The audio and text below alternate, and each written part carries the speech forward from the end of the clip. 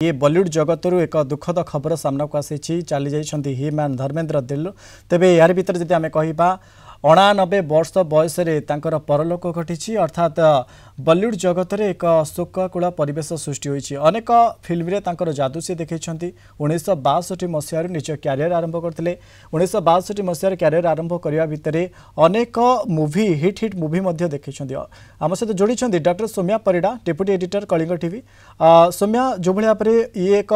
अपूरणीय क्षति आम कहीपर बॉलीवुड जगत में अर्थात आउ नहांती प्रिय अभिनेता धर्मेंद्र देओल।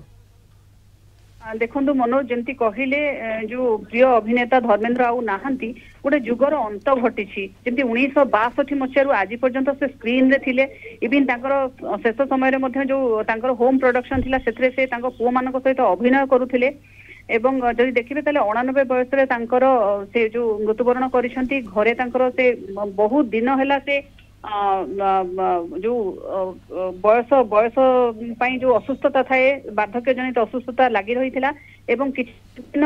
तले मध्य से हॉस्पिटल रे एडमिट होइतिले एबे जो फिल्म फेयर रो पत्रिका अछि एक्स रे सूचना दिया जाइछि जे से शेष निश्वास त्याग करछन घरे एवं जो पार्थिव शरीर अछि पवन हंस श्मशान घाट रे जाई पहुंची